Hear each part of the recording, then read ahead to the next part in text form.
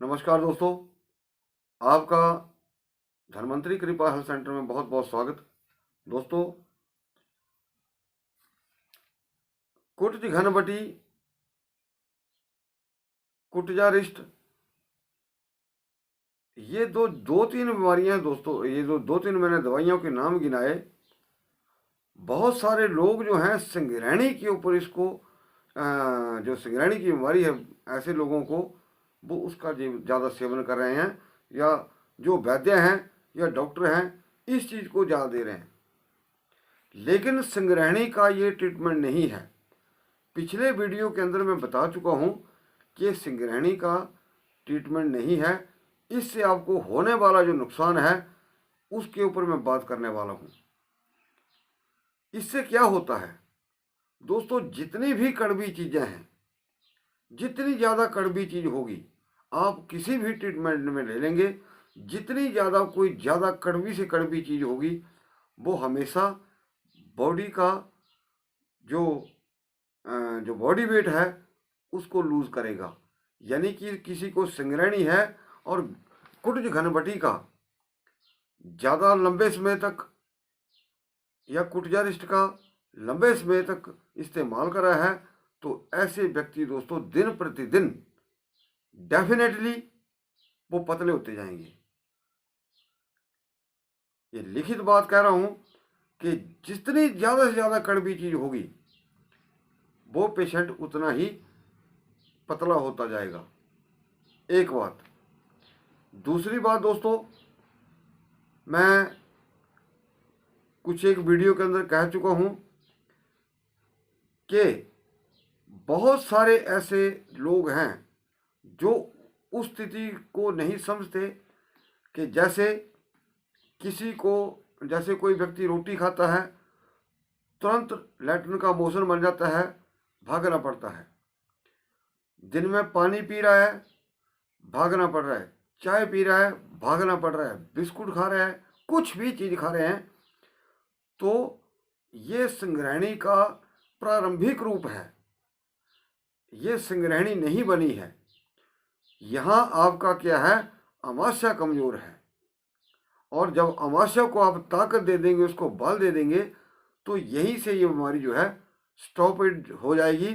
यहीं से बीमारी जो है ये रुक जाएगी, ये आगे नहीं बढ़ेगी। इसका ट्रीटमेंट जो है या दवाई जो है अलग होती है। अब जब संग्रहणी भी हो गई, तो संग्रहणी के बाद दोस्तों अल्सरेटिव कोलाइटिस भी होता है। एक पेशेंट मेरे थे जिनको अल्सरेटिव कोलाइटिस भी हो चुका था, तो वो ऐसा मान के चल रहे थे उनको बवासीर हो गई है, बल्कि वो बवासीर नहीं थी। और डॉक्टरों ने उनको अवेरिस्ट या दूसरी जो बवासीर संबंधित बीमारियां जो दवाइयां थी वो भी दे दी। नतीजा क्या हुआ कि शरीर में बहुत ज़्यादा गर्मी हो गई, बहुत सारी दवाइयां चल पड़ी। अब वो सारी चीज़ें एक दो दवाइयों से ही ठीक हो गई। वो ब्लीडिंग बंद हो गई, जो बवासीर की आशंका थी वो भी बंद हो गई, और जो बार बार मोशन बन रहा था वो भी ठीक हो गया। अब मैं आपको पिछले वीडियो के अंदर बताया था कि ये हमेशा जो इसके ऊपर दवाई तैयार की जाती है दोस्तों, कि आप मार्केट से कोई भी दवाई ले रहे हैं संग्रहणी के लिए, जब तक किसी दवाई का आधार नहीं होगा किसके ऊपर आधारित बनी है, वात के ऊपर बनी है, पित्त के ऊपर बनी है, कफ के ऊपर बनी है, जब तक उसका बेसिक कारण जो है उस कारण के हिसाब से वो दवाई नहीं बनी होगी, तो आपको वो ठीक करने वाली नहीं है। ये पक्की बात होती है दोस्तों, क्योंकि यही हम लोग जो हैं मार खा जाते हैं हमेशा दोस्तों। बहुत 5-6 ऐसी बीमारियां हैं जिनका कारण जो है वो वात पित्त कफ है, और उसकी जैसे मार्केट में कोई दवाई है या निकल गई, तो दोस्तों वो पूरा आराम नहीं करेगी, क्योंकि वो एक कॉमन दवाई हो गई सब चीज़ के लिए, वात के लिए भी, पित्त के लिए भी, कफ के लिए भी। तो इस करके बहुत सारे लोग जो हैं वो ठीक नहीं हो पाते हैं। संग्रहणी में जो सबसे बड़ी चीज़ है दोस्तों, दूध से बनी हुई चीज़ें जो हैं अवॉइड करनी चाहिए। जो बायवादी वाली चीज़ें हैं वो भी अवॉइड करनी चाहिए, जैसे बैंगन हो गए, पालक हो गया, सरसों का साग हो गया। ये कुछ एक चीज़ें जो हैं व्यक्ति को अवॉइड करनी चाहिए।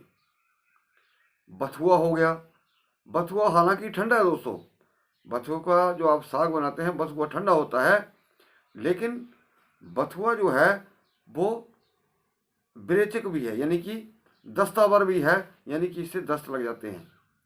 है तासीर में ठंडा लेकिन दस्तावर है। बहुत सारे रोगों में बथुआ जो है बहुत उपयोगी है। अब इसके बाद दोस्तों बहुत सारे, अब कल परसों की बात है दोस्तों, मैं तो एक जैसे जैसे लोगों के कॉल्स आते हैं मैं उस हिसाब से वीडियो बना देता हूँ, कि ताकि लोग जो हैं अवेयर रहें कि ऐसे ट्रीटमेंट में ना फंसें। और उस लड़के को डॉक्टरों ने साइको की दवाई लगा रखी है। अब बोलता है कि अगर मैं साइको की दवाई ना खाऊं तो मेरे को और ज़्यादा दिक्कत बढ़ जाएगी, यानी कि भले चंगे आदमी को पागल बनाया जा रहा है। तो अगर आपको एक बार साइको की दवाई लग जाए दोस्तों, मान लिया कोई बच्चा या लड़का या आदमी 30-35 साल का है और 35-40 साल एवरेज मान के चलिए आपको इतना लंबा टाइम दवाई खानी पड़े साइको की ही, तो फिर क्या आपका हाल होगा और क्या आपकी बीमारी जाएगी। बीमारी पेट की, ट्रीटमेंट दिमाग का। तो दोस्तों कहने का भाव ये, कहाँ तक संभव है ये। अगर आपको दर्द कहीं है, रोग कहीं है और ट्रीटमेंट कहीं दूसरी जगह का हो रहा है, तो क्या वो ठीक हो सकता है? आप सभी लोग पढ़े लिखे हैं, जानकार हैं, तो क्या वो ऐसा रोग ठीक हो सकता है? नहीं ठीक हो सकता। तो दोस्तों ऐसे साइको वाले ट्रीटमेंट इसमें ना यूज़ करें, जो एक प्रॉपर ट्रीटमेंट है उसको यूज़ करें। और बहुत सारे लोग जो हैं मुझे कॉल कर देते हैं कि जी क्या करना चाहिए इसके बारे में। दोस्तों सिंपल जो नुस्खे हैं मैंने वीडियोस के अंदर पहले बताए हैं, कर सकते हैं जो सामान्य नुस्खे होते हैं। लेकिन जहाँ तक रही इसकी प्रॉपर ट्रीटमेंट की बात, तो दोस्तों इसके लिए जो दवाइयाँ हैं वो एक परिपक्व जो व्यक्ति होता है जानता है, वही उन चीज़ों को बना सकता है। अगर कोई चीज़ कच्ची रह गई, ज़्यादा जल गई, कम ज़्यादा हो गई, तब भी नुकसान है। तो इस करके ये बात सोचें कि घरेलू ट्रीटमेंट से हल्दी डाल दी, जीरा डाल दिया, ये 2-4 चीज़ों से आपको फ़ायदा होने वाला है। इनको भी तैयार करना पड़ता है। जैसे आप हल्दी से भी दवाई तैयार होती है बहुत सारी बीमारियों में, लेकिन दोस्तों ऐसा नहीं कि डिब्बे में से हल्दी उठाई, एक चम्मच खा लिया, आपका इलाज होना शुरू हो गया।